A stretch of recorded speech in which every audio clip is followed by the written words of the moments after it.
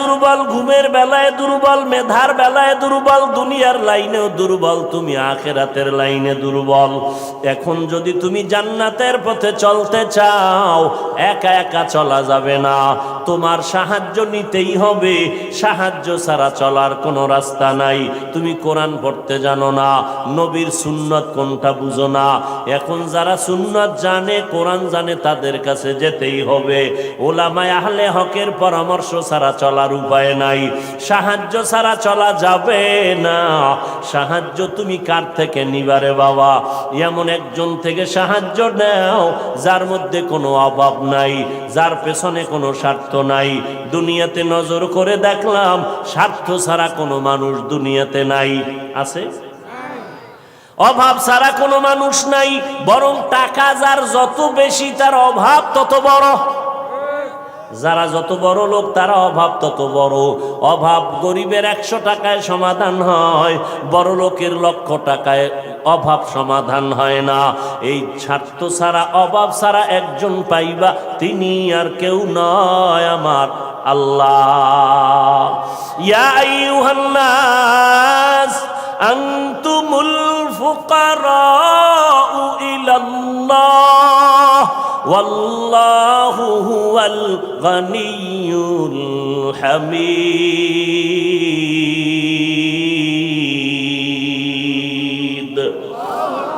गर तवक्कुल मी कुनी हर सुबह शाम, मेरा सनद रिज़्क़ तू अज़ला मकाम। বাহাদুরি করিও না রে বাবা, অন্যের সাহায্য ছাড়া চলা যাবে না। দোয়াও কিন্তু একটা সাহায্য, দোয়াও সাহায্য। সাহায্য ছাড়া চলা যাবে না। মা বাবায় দোয়া করে, এর সাহায্যে আমরা বড় হয়েছি। মা বাবার ক্লান্ত পরিশ্রমের কারণে আমরা বড় হয়েছি, মা বাবার সহযোগিতায় বড় হয়েছি।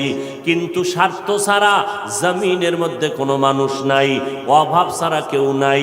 যার কোনো অভাব নাই তিনি হলেন আমার আল্লাহ, যার কোনো না দিব। আম্মা জান ঘুমের থেকে উঠা সকালবেলা সূর্যের গরম যখন শুরু, হেঁটে হেঁটে পাহাড়ের কিনারায় চলে গেলেন। আল্লাহর বান্দা আবেদ পাহাড়ের চূড়ায় ইবাদত খানায় নামাজ পড়ে আর আল্লাহরে সেজদা দেয়। আম্মা জান পাহাড়ের কিনারায় যাইয়া সূর্যের আলোতে উপরে তাকাইতে কষ্ট হয়, হাতটাকে কপালের সামনে নিয়ে ছায়া দিয়া উপরে হালকাভাবে তাকাইয়া এরপরে ডাক দিলেন, এই সন্তান, আমি তোর মা পাহাড়ের কিনারায় আসছি, একটু দেখা দাও। আমি মা তোমার চেহারাটা দেখার জন্য পাগলের মতো হয়ে গেলাম। আল্লাহর বান্দা পাহাড়ের উপর থেকে মায়ের কণ্ঠের আওয়াজটা শুনছে। এমন সময় ডাক দিছে মা, যেই সময় আল্লাহর বান্দা নামাজে দাঁড়ানো। চিন্তায় পড়ে গেল, এখন কি মায়ের ডাকে সাড়া দিব নাকি আমার মাওলার সাথে আমি কথা বলবো? সিদ্ধান্ত নিয়াই বান্দা মায়ের ডাকে আর সাড়া দেয় নাই, নামাজে দাঁড়ায় গেল, নামাজের ভিতরে মশগুল হয়ে গেল। আম্মা জান সে, বাবা তুই ইবাদত করো, ওখানে থাক, আমার ডাকে সাড়া দিলি না, দুঃখ নিয়ে চলে গেলাম। মা বাসায় চলে গেল, কিন্তু মায়ের চোখে ঘুম হয় না। সন্তানের প্রতি যে মায়ের এত মায়া, ওই মায়ের সন্তান মায়ের মায়া কখনো বুঝবে না। যদি সন্তানগুলো মায়ের কষ্ট বুঝতো, জীবনে কোনো সন্তান মায়ের কষ্ট দিতে পারত না, মায়ের চোখের পানি ফালতে পারত না। মা রাতের বেলা ঘুমাইতে পারে না, কষ্ট করে। ডাক দেই, দেখিনি একটু চেহারাটা দেখতে পারি, কলিজাটা ঠান্ডা করতে পারি। আবার আম্মা জান দ্বিতীয় দিন চলে গেলেন সূর্যের গরমে, পাহাড়ের কিনারায় যাইয়া হাতটারে কপালের কাছে নিয়ে আবার ডাক দিছে, ও সন্তান, তোমার মা ডাকতেছে, আসো একটু পাহাড় থেকে আইসা মায়ের কাছে দেখা দিয়া যাও, কলিজা ঠান্ডা করো। সন্তান এখনো নামাজে দাঁড়ানো, এবারও চিন্তা করলো, আমি মায়ের ডাকে সাড়া দিব নাকি আমি নামাজের মধ্যেই থাকবো। সিদ্ধান্ত আগের মতোই অটল, নামাজ আমি ছাড়ব না, মায়ের ডাকে কোনো সাড়াও দিব না।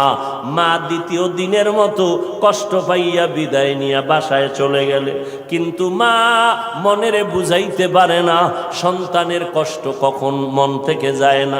এরে আল্লাহর বান্দা, স্বামী আর স্ত্রী এক জায়গায় ঘুমায়, হঠাৎ একদিন তাকায়া দেখে স্ত্রী বালিশে মাথা লাগাইয়া গুনগুন গুনগুন করে কান্না করে। আব্বাজান জিজ্ঞাসা করে, বিবি কাঁদো কেন?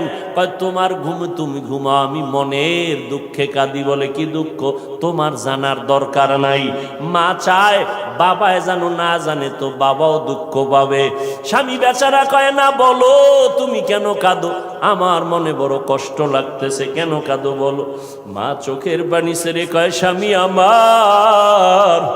আমার সন্তানের জন্য আমি জীবনটা বিলায় দিলাম। আজকে 7টা দিন হয়ে গেছে সন্তান আমারে মা বলিয়া ডাক দেয় না। আমি পাগলের মতো হয়ে গেছি। বলে কেন ডাকে না? বলে সন্তান একটা অন্যায় করতেছিল, আমি একটু ধমক দিছি, সন্তান রাগ করে আর আমার সাথে কথা বলে না। ঘরে আইসা প্লেটটা নিয়ে খানা খাইয়া পেছনের দরজা দিয়ে চলে যায়, আমার দিকে তাকায় না। এবার বাবায় বলে, বিবি তুমি আরামে ঘুমাও, সন্তানের চিন্তায় ঘুম নষ্ট করিও না। আজকে না কালকে সন্তান বুঝতে পারলে তোমার কাছে আইসা মাপ চাবে। মা ডাক দিয়ে কয়, স্বামী আমার, তুমি আমারে যত বুঝাও, আমি যতবার খানার প্লেট নেই আমি খানা মুখে দিতে পারি না, তোমারে বুঝাইতে পারি না। আমার খানার থেকে, ঘুমের থেকে সন্তানের মা ডাকে এত মজা। সন্তান যখন আম্মু বলিয়া ডাক দেয়, কলিজা ঠান্ডা হয়ে যায়। ও সন্তানেরা, ওই মা বাবা যারা কবরে রাইখে আজকে বাহাদুরি করো রে বাবা, ওই আল্লাহর বান্দি দ্বিতীয় দিনও কষ্ট পাইয়া বিদায়, কিন্তু রাতের ঘুম নাই, মনের মধ্যে বড় কষ্ট। নবীজি সাহাবায়ে কেরামদের সামনে ঘটনা বলেন আর কাঁদতেছেন। সাহাবায়ে কেরামরাও কান্নার আওয়াজ। মায়ার নবী বলেন, ও সাহাবায়ে কেরাম, ওই মা তৃতীয় দিন আবার চলে গেল পাহাড়ের কিনারায়, যাইয়া ডাক দিছে, বাবা একবার না, দুইবার না, তৃতীয়বারের মতো আমি তোমার দরজায় এসে গেলাম, একটু পাহাড় থেকে নাইমা সারা দাও। আজও সন্তান নামাজে দাঁড়ানো, আল্লাহর মহব্বতে আর মায়ের ডাকে সারা দেয় না। 2 দিন মা কষ্ট পাইয়া কিছু বলে নাই, চলে গেছে। আজকে কষ্ট পাইয়া আর নিজের কন্ট্রোল করতে পারে না। আসমানের দিকে তাকাইয়া একটা কথা বলিয়াই ফেলছে। আসমানের দিকে তাকাইয়া বলে, ও আসমানের মালিক, এমন সন্তান দিয়ে কি হবে আমার, যেই সন্তান আমার 3 দিনের কষ্ট বুঝলো না রে আল্লাহ। আমার মনটারে মানাইতে পারি না, ওর তো একদিন মরণ হবে। তবে আমার একটা দাবি, ওরে তুমি জেনাকারিনী মহিলার চেহারা না দেখাইয়া মরণ দিবা না। কঠিন এক কথা আসমানে লাগাই দিলেন। আসমানে কবুল হয়ে গেছে। মা বাবার দোয়া, বড়দোয়ার মাঝখানে কোনো পর্দা থাকে না, আর সে আজিমে ডাইরেক্ট চলে যায়। এই যুবক, জিরি মাদ্রাসায় বলে আসছি, আল্লাহর কসম করে বলে গেলাম, কুতুবদিয়ার মুসলমান, কসমের কথা বিশ্বাস না করলে তোমার ঈমান দুর্বল। আল্লাহর কসম, ওয়াল্লাহি বিল্লাহি তাল্লাহি, 3 বার কসম করে বলে গেলাম। বিশেষ করে যুবকদেরকে বলছি, মরার আগে যদি পঙ্গু হইয়া বিছানায় কষ্ট পাইয়া মরতে চাও, তাহলে মার সাথে বাবার সাথে বেয়াদবি কর, শিক্ষকের সাথে বেয়াদবি কর, মুরব্বীদের সাথে বেয়াদবি কর। আল্লাহর কসম, মরার আগে তুই পঙ্গু না হইয়া মরবি না, লিখে রাখ। আমার কথাটাকে যদি অবিশ্বাস করো, তোমার ঈমান চলে যাবে, কারণ আমি 3 বার কসম খেয়ে বলে গেছি। এখন তুমি পণ্ডিতেরা প্রশ্ন করবা, হাফিজ সাহেব তুমি মনের রাগে বললা না, তুমি দলিল নাও। ক্বালান নবিয়্যু সাল্লাল্লাহু আলাইহি ওয়া আলিহি ওয়া সাল্লাম, ইসনানি ওয়াজ্জিলুহুম আল্লাহু ফিদ দুনিয়া আল বাগয়ু ওয়া উকুকুল ওয়ালিদাইন, আও কামা ক্বালান নবিয়্যু আলাইহি সালাতু ওয়াস সালাম। আল্লাহর নবী বলেন, 2টা অন্যায় দুনিয়াতে এমন আছে, যেই 2টা অপরাধ করলে মরার আগে জমিনে শাস্তি হবে। কয়টা অন্যায়? কি আপনাদের খারাপ লাগতেছে? মোনাজাত দিয়ে দিব? আমার তো কষ্ট, অনেক কষ্ট। যে মাইকটাও সুন্দর না, তারপর আপনাদের মহব্বতে কথা বলতেছি গলা ফাটাইয়া, কি করার। তারপর আপনারা বসলে একটু আমি কথা ফিনিশিং দিয়ে আসতেছি, আর একটু সামনে আগাবো। আল্লাহ সবাইকে কবুল করেন। মদিনার নবী বলেন দুইটা অপরাধ আছে, যদি দুনিয়াতে করো মরার আগে শাস্তি হবে, মরার পরে নয়। এক নাম্বার অপরাধের নাম জুলুম, দ্বিতীয় অপরাধের নাম হলো মা বাবার সাথে বেয়াদবি। যারা মা বাবার সাথে বেয়াদবি করবে নবী বলেন তাদের শাস্তি হবে মরার আগে দুনিয়ার জমিনে। যারা জুলুম করবে, ওস্তাদের ইজ্জতের উপর আঘাত করবে, ভাইয়ের উপরে জুলুম করবে, বোনের উপরে জুলুম করবে, প্রতিবেশীর উপরে জুলুম করবে, গরিবের উপরে জুলুম করবে, এই জালেমের বিচার আমার আল্লাহ মরার আগেই করে নিবেন। ও আল্লাহর বান্দারা, মা যখন কথাটা বলেই ফেললেন আসমানে কবুল হয়ে গেল, কি বরদোয়া করলেন? মা গেছেন, ভুলে গেছেন? জেনাকারিনী মহিলার চেহারা না দেখাইয়া মারবা না। মা কিন্তু কঠিন কয় নাই, যদি কইতো জেনা না করাইয়া মারবা না তা আরো কঠিন হয়ে যাইত। মা একটু পাশ কাটায় বললেন ও জেনা টেনা করবে না, কিন্তু জেনাকারিনী মহিলার চেহারা দেখে মরবে, এটাও একটা অভিশাপ। এক তো মহিলা দেখবে না, কারণ আমার বাচ্চা তো ইবাদত করে পাহাড়ের চূড়ায়, সে কোনো নারী দেখবে না, কিন্তু দেখতে গেলেও জানো নামাজি না, একটা জেনাকারিনী নারী দেখে। পুরা বনি ইসরাইলের মাঝে প্রশংসা, পাহাড়ের চূড়ায় আল্লাহর বান্দা এত পরিমাণ ইবাদত করে যে তার ইবাদত আল্লাহর প্রতি এতটা অগাধ বিশ্বাস, পৃথিবীর কেউ তাকে আল্লাহর থেকে বিন্দু পিছপা ঘটাতে পারবে না, গাফেল করতে পারবে না। ওই এলাকার এক সুন্দরী মহিলা, রূপসী, সে কয় এত প্রশংসা তারে কেউ আল্লাহর থেকে আলাদা করতে পারবে না। কয় না, কেউ পারবে না। কয় আমি পারবো। সুন্দরী মেয়ে বলে আমি পারবো। এই মেয়ে হাঁটতে হাঁটতে ওই পাহাড়ের চূড়ায় উঠছে, উঠা দেখে আল্লাহর বান্দা নামাজে দাঁড়ানো। ওর কামি শুধু আল্লাহর সেজদা দেয়, নামাজে দাঁড়ায়, তেলাওয়াত করে, দিয়ে কাজ চলতেছে, নামাজ আর নামাজ আর নামাজ। ওই মহিলা আল্লাহর আবেদ বান্দার সামনে দাঁড়ালো। যেই সূরাটা ধরলে আল্লাহর বান্দার নজর চলে আসবে, জিনা করার জন্য বাধ্য হবে, এমন কৌশল কোনোটা বাদ দেয় নাই মহিলা।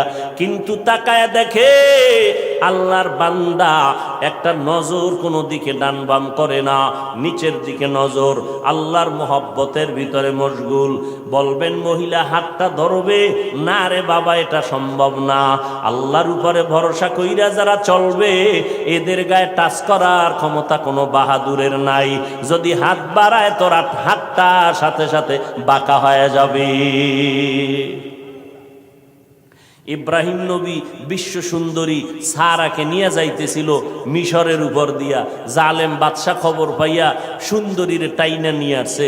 ইব্রাহিম নবী গাছতলায় বয়ে খায়, আল্লাহ, আমি না নবী, আমার স্ত্রীর উপরে যদি আঘাত করে চরিত্রের, তা আমার নবুয়তের হালাত কি হবে? আল্লাহ কয়, হেফাজত আমি করব। তোমার ভয় লাগে? তোমার অন্তর্চক্ষু খুলে দিলাম।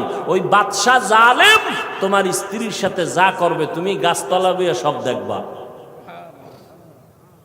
জালেম মিয়া আসল রুমের মধ্যে ঢুকাইয়া যখন হাত বাড়াইছে, হাতটা বাঁকা হয়ে গেছে, অবশ হয়ে গেছে। একবার, দুইবার, তিনবার পরে বেডি ইব্রাহিম নবীর স্ত্রীর কাছে মাপ চাইছে।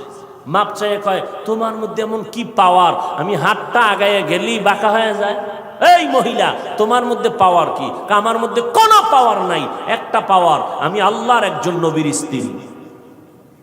তাই নাকি? বলে হ্যাঁ। কই সে নবী? বলে গাছতলায়। ডাকো, সম্মানের সাথে ডাকো, মাফ করে দাও আমাকে, অন্যায়ের থেকে মাপ চাইলাম।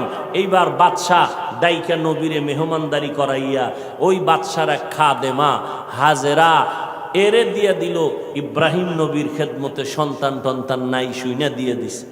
ইব্রাহিম নবী বিবাহের বন্ধনে আবদ্ধ কইরা এরপরে সে 80 বছরের পরে মাওলা একটা সন্তান দিলেন ইসমাইল নামে।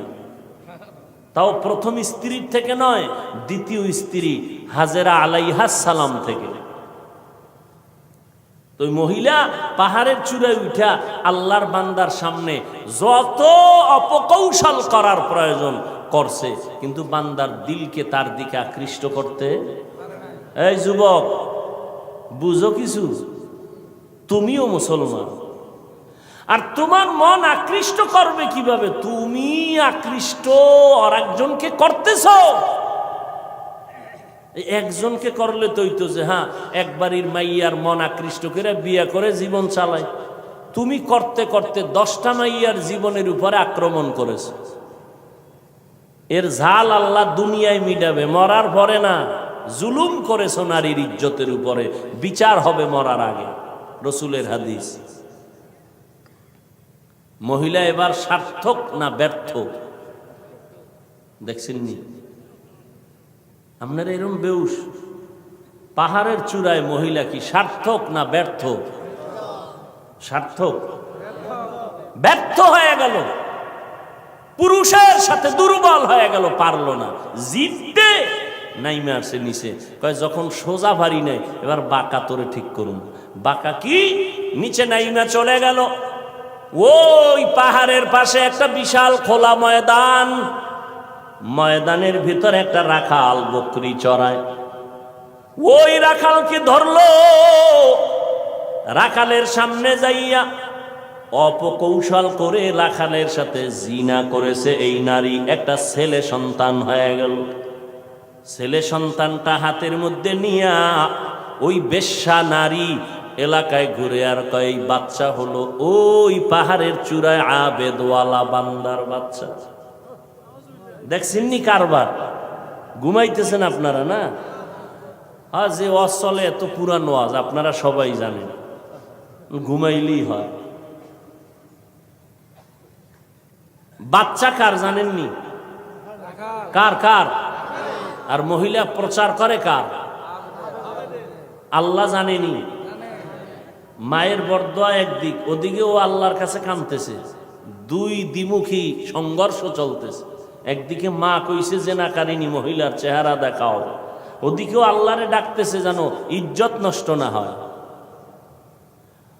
মহিলা যখন এই বাচ্চা নিয়ে মানুষের কাছে কান্দে আর কয় বাচ্চা ওই তোমগো আবেদের, তোমরা যার এত গুণগান গাইছো ওই বাচ্চা, জিনার বাচ্চা, অবৈধ বাচ্চা। মানুষ সব শুই না, যারে এত কলিজা দিয়া ভালোবাসি তার অবস্থা এই। লাঠি টাঠি নিয়া এবার পাহাড়ে উঠা, আরে ফিডা খানকা টানকা সব ভেঙ্গে যখন আল্লাহর বান্দার উপরে আঘাত শুরু করেছে, বান্দা বলে তোরা আমার গায়ে হাত দাও কেন? বলে এই খবর। তাই নাকি? বলে হ্যাঁ, আল্লাহর জাতের কসম আমার দ্বারা এমন কোনো অপরাধ হয় নাই। কে বলেছে? আমগো এলাকার সেই রূপসী নারী, তাকে ডাকো। এবার জেনাকারিনী মহিলাকে ডাকা হলো।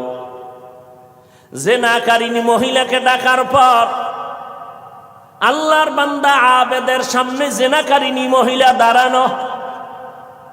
মা কইছে আল্লাহ আমার সন্তানের জেনাকারিনীর চেহারা না দেখাইয়া মরণ দিও না। এই ঘটনা শুনে জেনাকারিনী মহিলা বাচ্চা নিয়ে হাজির। আল্লাহর বান্দা সেজদায় পড়ে কান্না করে কয় আল্লাহ তুমি আমারে মাফ করিয়া দাও, উম্মতের সামনে তুমি সত্যটারে জাহের করে দাও, সত্যটারে তুমি প্রকাশ করে দাও, ইজ্জতের হেফাজত করো। নামাজ পড়ে কান্নাকাটি করে দোয়া করে এইবার মহিলার সামনে দাঁড়াইল। মায়ের বরদোয়াটা এইবার কবুল হয়ে গেল। এইবার মহিলারে কয় তুই নাকি আমার বিরুদ্ধে বলেছ? কয় হ্যাঁ। কি বলছো? কয় বাচ্চা তোমার। কয় নাউযুবিল্লাহ, বাচ্চা আমার? বলে হ্যাঁ। দে বাচ্চা আমার কোলে দে। আল্লাহর বান্দা বাচ্চাটা কোলের মধ্যে নিয়া এরপর বাচ্চারে একটু হাত স্পর্শ করে এই বাচ্চা তুই বল। বাচ্চা তো দুধের মাত্র বাচ্চা, কথা বলতে পারে না। বল তোর বাপকে। মুহূর্তের মধ্যে বাচ্চার জবান খুলে গেল। বাচ্চা বলে আমার বাপ হলো রাখাল। আমার বাপকে? মায়ের কোলে দুধের বাচ্চা কথা বলেছেন যেমন মারিয়াম আলাইহিস সালামের সন্তান ঈসা আলাইহিস সালাম। মায়ের কোলে দুধের বাচ্চা ঈসা নবী কথা বলেছেন শিশু অবস্থায়। ইউসুফ নবীরে যখন জুলাইখা আটকাইয়া দিছিল স্বামীর সামনে জুলাইখার স্বামীর সামনে ইউসুফ দাঁড়ানো। যখনই এগুলো সব স্পষ্ট হলো, ইউসুফ নবী বলল, আমার কোনো দোষ নেই, জুলাইখার দোষ, সাক্ষী দাও। ইউসুফ নবীর সামনে তখন এক মহিলা দুধের বাচ্চা নিয়ে দাঁড়ানো। ইউসুফ নবী বললেন, আমি সত্যবাদী না জুলাইখা সত্যবাদী, দুধের বাচ্চা সাক্ষী দিবে। বাচ্চা কয়, বাচ্চা কথা বলতে পারেনি, কয় প্রশ্ন করার দায়িত্ব তোমার, জবাব দেওয়ার দায়িত্ব এই বাচ্চা। যখন জিজ্ঞাসে বাচ্চা কথা বলে দিছে, কোরআন শরীফের আয়াত। বাচ্চা ইউসুফ নবীকে নির্দোষ প্রমাণের জন্য একটা স্কেল দিয়ে দিছে। এরে কুতুব দিয়ার মুসলমান, আমার মাওলার কুদরত বড় কঠিন। মায়ের বরদোয়াটাও আল্লাহ কাজে লাগাইলেন, জেনাকারী নারীর চেহারা পর্যন্ত দেখায় দিলেন। আবার বাচ্চার মাধ্যমে আল্লাহর বান্দার ইজ্জতের হেফাজত করলেন। সত্যের উপরে যদি চলো রে বাবা, মা বাবার দোয়া নিয়ে যদি আগাইতে পারো, দুনিয়ার কোনো ভয় নাই, হালাল খাইয়া চলবা, আল্লাহ বিজয়ের মালা গলায়। সাহায্য কেমনে চাইবা? ধৈর্য আর নামাজের মাধ্যমে সাহায্য প্রার্থনা করো। আজকে আমাদের ভেতরে ধৈর্যের বড় অভাব, নামাজের বড় অভাব। ও যুবকেরা, ও পর্দার আড়ালের আম্মা জানেরা, আজকে নামাজের এত বয়ান, এক বেলার নামাজ ছেড়ে দেওয়ার কোনো সুযোগ নাই। ও যুবক, এক বেলার নামাজ ছাড়ার কোনো কায়দা নাই, অথচ তুমি নামাজ পড়ো না রে বাবা। আজকে আমি তোমাকে কিন্তু এই কথা বলি নাই আমগো মতো হুজুর হইয়া যাও, পাঁচকল্লি মাথায় দাও একবারও বলি নাই, কওমি মাদ্রাসায় পড়ো তাও বলি নাই, স্কুলের লেখাপড়া বন্ধ করো তাও বলি নাই। বরং বাবা তুমি চাকরি করো, ব্যবসা করো, স্কুল কলেজে পড়ো, কোনো বাধা নাই। ওখানে থাইকা আল্লাহর হুকুম নবীর তরিকা মতো নামাজ পড়ো, মা বাবার দোয়া নিয়ে সামনে আগাও, ওলামায়ে কেরামের পরামর্শ নিয়ে চলো, নবীর সুন্নতের মালা গলায় লাগাও। খবরদার, কপাল পোড়া যদি হইয়াই থাকো, তাহলে কিন্তু তোমার কপাল দুনিয়াতেও শেষ, আখিরাতেও শেষ। কিছু কপাল পোড়া এমন আছে, বুঝাইলে উল্টা আমারে বুঝানোর চেষ্টা করে। যদি কই ভাইজান টুপি কেন পরো না, ও তো বলা দরকার, ভাই হুজুর টুপি মাথায় দেওয়া দরকার, নবীর সুন্নত, এটা তো কোনো পিসাবের সুন্নত না, নবীর তরিকা। হুজুর আমি পারি না, দোয়া করবেন, চেষ্টা করব। কিন্তু কিছু নেমক হারাম বেপরোয়া আল্লাহর বান্দা, এদের জবাবটা এমন অহংকারী জবাব। কয় হুজুর টুপি মাথায় না দিলে অসুবিধা কি? টুপির মধ্যেই কি ইসলাম? দাড়ির মধ্যেই কি ইসলাম? পোশাকের মধ্যেই কি ইসলাম? এই রকম বেপরোয়া আল্লাহর বান্দা নবীর দুশ্মন আছে না নাই? টুপির মধ্যে ইসলাম নাই, দাড়ির মধ্যে নাই, পোশাকে নাই, পর্দায় নাই, হালালে নাই, তো ইসলাম কই? সমুদ্রের তলদেশে। বিনয়ী হয়ে যাও রে বাবা, নিজেরে ছোট বানাইয়া চলো। কোন আলেম যদি বলে বাবা নামাজ কেন পড়ো না, তোমার জবাব থাকবে হুজুর নামাজ অবশ্যই পড়া দরকার, আমি চেষ্টা করি পারি না, একটু দোয়া কইরা দেন সামনের থেকে যেন নামাজ ধইরা ফালাইতে পারি। বিনয়ের সাথে দোয়া চাওয়ার চেষ্টা করো, অপরদিকে মা বাবার দোয়া নিয়ে আগাও।